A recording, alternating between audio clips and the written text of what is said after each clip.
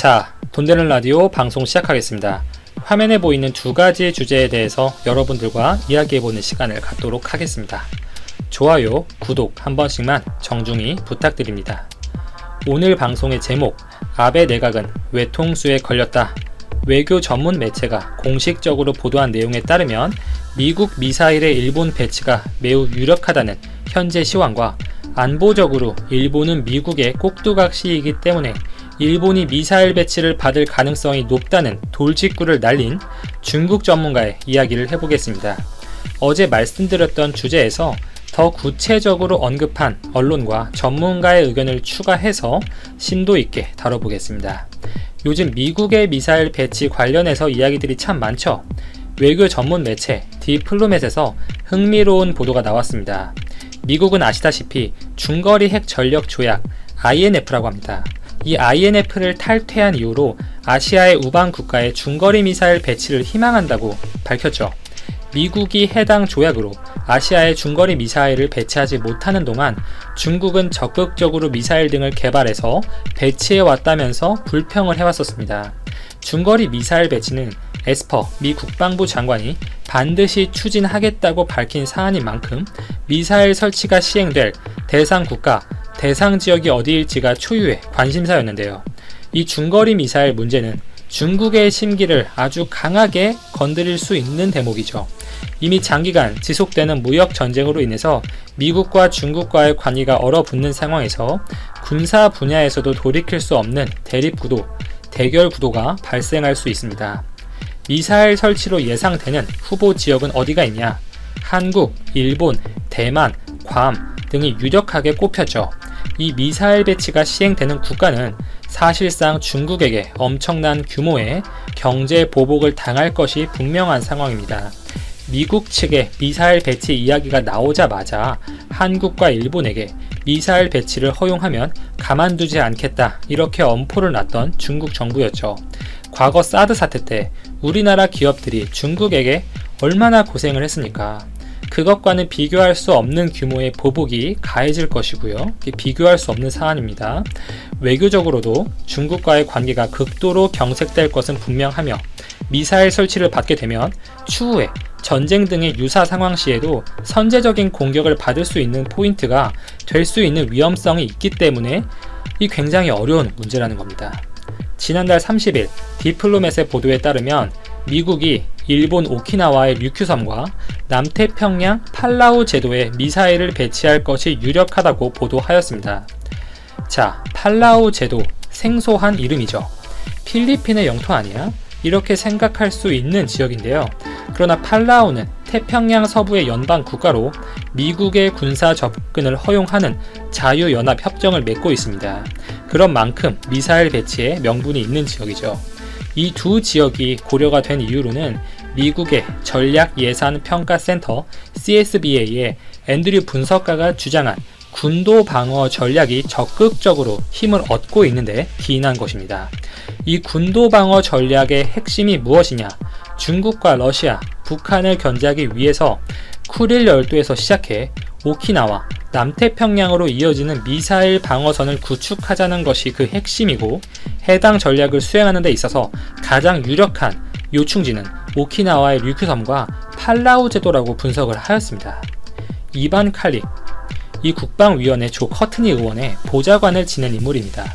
이반 칼릭의 분석에 따르면 특히 일본이 미사일 배치 요구를 받아들일 가능성이 아주 크다고 봤는데요.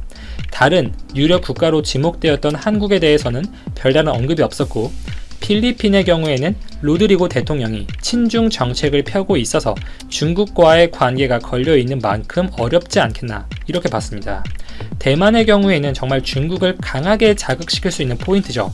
그런 면에서 가능성이 희박할 것으로 보았고, 저 역시 필리핀은 모르겠지만 대만은 정말 가능성이 낮지 않을까, 이렇게 전망을 하고 있습니다. 이 미사일 배치 문제에 대해서 중국 전문가의 시각이 어떠한지를 보면 8월 초에 중국 관영 글로벌 타임스에서 리하이동 국제관계연구소 교수는 다음과 같이 말했습니다. 미국의 미사일 배치 지역은 일본이 매우 유력하다, 이렇게 밝혔고 그 근거는 굉장히 단순했습니다. 안보에 관한 한 일본은 늘 미국의 꼭두각시라고 핵직구를 날렸고, 따라서 미국이 요구를 하면 일본은 받아들일 수밖에 없는 숙명이라는 것입니다. 굉장히 심플한 의견이지만 현재 돌아가는 상황을 보면 일리가 있죠. 얼마 전에 미국과 일본의 무역 협상, 일본 언론은 해당 회담의 결과에 대해서 정말 침묵하고 있습니다. 만약 우리나라에서 이러한 퍼주기 형식의 합의가 맺어졌다면 정말 비판이 많았을 것 같은데, 일본 언론은 언론 자유지수가 전세계 67위를 기록하고 있는 만큼 한국보다 20계단 이상 그 순위가 낮아요. 한국보다 정말 언론 자유도가 낮은 국가입니다. 미국과의 합의를 통해서 미 농산물 수입 시장을 사실상 오픈하였고, 미국에 남아도는 옥수수를 대량으로 수입해주기로 합의를 맺었죠. 외신들은 일제히 일본이 미국에 철저히 양보하는 그림의 협상이다, 퍼주기 협상이다 이렇게 평가를 하였고, 일본이 원했던 자동차 관세 문제, 이 관세 철폐 혹은 관세 축소, 이 문제에 대해서는 어떠한 성과도 달성하지 못했습니다. 심지어 트럼프와 아베가 얼마 전 G7 정상회담 열렸죠. 당시에 대면을 했었는데, 이 트럼프는 일본 아베에게 미국의 8조 원어치 옥수수를 구매해줘서 매우 고맙다고 밝혔고, 아베는 일본이 수입하는 건 민간 기업 차원에서 필요성이 있어서 구입을 하는 것이다 라는 말을 했죠. 해충 피해를 입어서 농산물 수입할 필요가 생겼다면서 말도 안 되는 합리화를 시켰고, 일본 정부가 했다는 비판을 피하기 위해서 일본의 민간 기업들의 상황을 핑계 삼은 것입니다. 여기서 트럼프가 아베를 한방 크게 매겼죠. 일본 민간은 정부 공적 영역의 말을 아주 잘 듣는구나, 우리랑은 다르다 라면서 맞받아 쳤습니다. 이렇게 일본에 미국의 미사일이 배치가 되면 현재 아베와 중국 시진핑이 서로를 영원한 이웃이라고 칭할 정도로 중국과 일본의 이 관계를 개선시키는 데 노력을 하고 있지만, 이러한 시도가 모두 물거품이 될 수밖에 없습니다. 과거 사드 때와는 비교도 못할 강도의 보복이 가해질 것이며, 이 어떠한 포인트에서 보복을 할 수 있겠냐 보면은, 현재 한국의 일본 여행 불매 운동이 격화되고 있는 상황이죠. 일본은 한국인 여행객의 빈자리를 중국 관광객들을 적극적으로 유치해서 채울 생각으로 보입니다. 일본이 태어난 이유는 이 중국 관광객들의 힘에 있습니다. 현재 중국은 여러모로 외화 환전, 해외 자본 유출 적극적으로 통제해서 가뜩이나 자국의 국민들이 해외 나가서 외화를 낭비하는 것을 극도로 싫어하고 있습니다. 그 상황에서 일본이 미사일 카드 받아들이면 중국은 제일 먼저 그 보복 카드로 일본 관광금지 때릴 것입니다. 일본의 미사일이 배치된다는 결국 일본의 관광 산업은 파국으로 치닫고, 이미 일본의 관광 산업은 전체 경상수지의 이제 12% 정도를 차지할 만큼 큰 부분이 되었습니다. 그리고 더 나아가서 중국과의 관계는 돌이킬 수 없다, 이렇게 볼 수가 있습니다.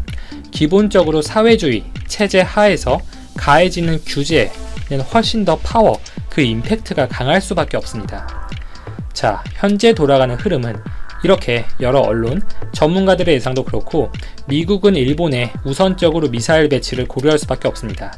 지리적으로만 놓고 봐도 일본이 이 중국, 러시아에 가깝게 위치해 있는 만큼 유사시에 견제나 감시가 용이하고, 최근 러시아가 쿠릴 열도에 미사일 배치를 증강하겠다고 하고 있죠.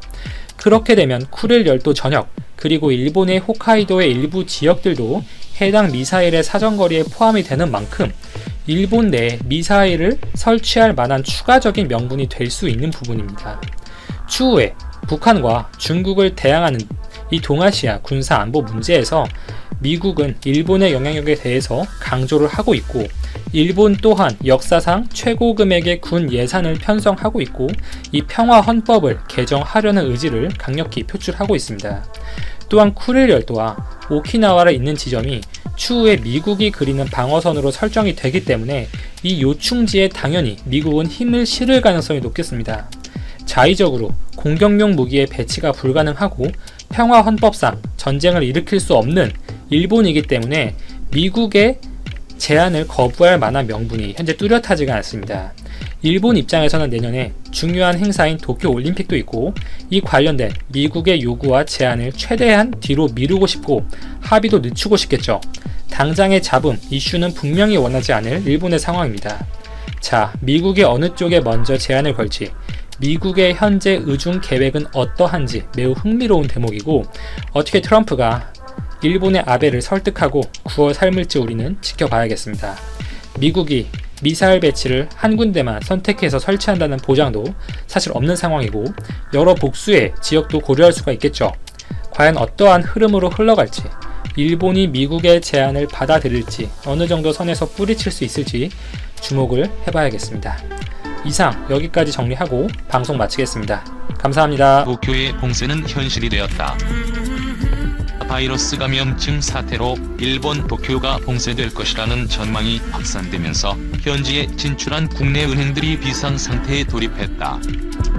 봉쇄에 대비해 분리, 재택근무에 돌입한 가운데 일본 금융청에서 요구한 금융 지원 방안을 마련하고 있다. 이미 영업이 위축된 상황에서 도시 봉쇄로 경제 활동마저 막히면 금융권에 타격이 클 것이라는 우려가 나오고 있다. 일일 금융권에 따르면 일본에 진출한 국내 은행들은 최근 현지 금융청으로부터 코로나19 사태에 따른 금융 지원안을 수립하라는 요청을 받았다. 기업 상담 창구 설치, 원리금 유예 조치 등 대책을 세우고 매월 금융 지원 현황을 보고하라는 게 주된 내용이다. 은행권 관계자는 여신 지원 등에 대해 4월 중으로 알려달라는 요청이 있어 이를 준비하고 있다고 전했다. 현재 일본에서 영업 중인 국내 은행은 신한, 우리, 하나, 국민, 기업, 산업, 수출입은행 등이다. 도쿄에서는 1개 법인, 5개 지점, 1개 사무소를 운영하고 있다. 이 중 신한은행이 현지 법인인 신한뱅크재팬을 통해 가장 활발한 영업 활동을 하고 있다. 더욱이 조만간 일본 금융청의 지점 운영 방안 마련 지침도 나올 것으로 알려지면서 시중 은행들의 긴장감은 커지고 있다. 앞서 지난달 27일 일본 금융청은 자국 금융사에 구체적인 대안을 제출하라고 지시한 바 있다. 한 은행 글로벌 부문 부행장은 공식적으로 요청이 온 것은 아직 없지만 조만간 연락이 올 것으로 알고 있다고 말했다. 최근 일본에서는 온라인을 중심으로 정부가 긴급 사태를 선언하고 4월 2일부터 도쿄를 봉쇄할 것이라는 소문이 돌고 있다. 이에스가 요시히데 일본 관방장관은 기자회견을 통해 명백하게 그런 사실이 없다고 부인했지만 현재 감염자 증가 추세라면 시간 문제라는 관측이 끊이지 않고 있다. 이런 상황에서 도시 봉쇄 선제적 대응으로 국내 은행들은 이미 분리, 재택근무에 들어가거나 대책 마련에 돌입했다. 신한은행은 2주 전부터 대체 사업장을 마련해 교차 근무를 실시하고 창구 외 비필수 인원은 재택근무에 들어갔다. 하나은행은 붐비는 시간을 피해 분산 출근하는 시차 근무를 시행 중이다. IBK 기업은행은 지난달부터 분리근무를 실시 중이며 KB국민은행도 이달 중 분리근무나 재택근무를 시행할 예정이다. 봉쇄가 현실화될 경우 은행들은 영업 타격을 우려하고 있다. 이미 오는 7월로 예정됐던 도쿄올림픽이 내년으로 전격 연기되는 등 코로나19 확산으로 영업이 위축된 가운데 경제활동까지 막히면 추가적인 타격이 불가피해서다. 금융감독원에 따르면 국내 은행 해외 점포에서 일본이 차지하는 비중은 4.6%에 불과하지만 자산 규모는 141억 달러로 10.6%에 이른다. 지난해 순이익은 99억 달러로 전년 대비 10.4% 늘었다. 신한은행의 경우 SBJ가 전체 국외 점포 손익의 20%를 차지했다. 시중은행 고위 관계자는 시설 투자 계획을 잡았던 기업들이 모든 일정을 미루는 등 이미 영업이 위축된 상황이라며 유럽의 경우를 봤을 때 은행을 전면적으로 셧다운하진 않겠지만 도시가 봉쇄되면 영업에 악영향이 있을 수밖에 없다고 말했다. 도쿄의 의료 붕괴에 대한 우려. 코로나19 확산으로 일본의 수도인 도쿄의 의료 붕괴 사태가 우려된다는 관측이 나왔다. 이에 도쿄도에 대한 봉쇄령을 포함한 일본 정부의 비상사태 선언을 촉구하는 목소리가 높아지고 있다. 2일 요미우리 신문과 지지통신 등 현지 언론은 일본 정부의 전문가 회의가 최근 확진자가 급증하고 있는 일본 도쿄, 오사카, 가나가와, 아이치, 휴고 등 5개 지역의 의료 붕괴를 우려했다고 전했다. 전문가 회의란 일본 정부의 코로나19 대책을 검토하고 자문 역할을 모임이다. 전날인 1일 우미 시게로 전문가 회의 부자장은 기자회견 자리에서 도쿄 등 5개 지자체에서 폭발적 감염 확산 이전에 의료 붕괴가 일어나게 된다고 호소했다. 그는 이들 지역은 인구가 집중돼 있기 때문에 의료 공급 상황이 절박해지고 있다며 오늘, 내일이라도 특단의 대책을 강구해야 한다고 제언했다. 특단의 대책이란 일본 정부의 도쿄 봉쇄령 등을 포함한 비상사태 선언을 의미하는 것으로 풀이된다. 전문가 회의는 아울러 일주일간 감염자가 대폭 증가한 감염 확산 경계 지역에서 학교의 일시 휴교를 검토하고 감염증 지정 의료기관뿐 아니라 대학병원 등 지역 의료기관에서도 코로나19 환자를 수용해야 한다는 제언을 덧붙였다. 같은 날 아사히 신문에 따르면 일본 의사회도 이날 의료 위기적 상황 선언이라는 성명을 발표하고 일본 의료 현장이 위기를 맞고 있다고 경고했다. 일본 의사회는 성명에서 일부 지역에서는 병상이 부족해지고 있다며 감염자가 더욱 증가할 경우 의료 현장 대응력을 뛰어넘게 된다고 지적했다. 그러면서 감염 폭발이 발생하기 시작하면 이미 늦다. 지금 대책을 강구해야 한다고 촉구했다. 한편 일본 정부는 도쿄 등의 봉쇄 상황이 일본 경제와 국민 생활에 미치는 영향을 고려해 긴급사태 선언을 주저하고 있다. NHK 집계에 따르면 2일 일본에서는 총 3,207명의 확진자가 발생하고 77명이 숨졌다. 이들 지역의 각 확진자 수는 도쿄도 587명, 오사카부 278명, 아이치현 183명, 휴고현 162명, 가나가와현 161명이다.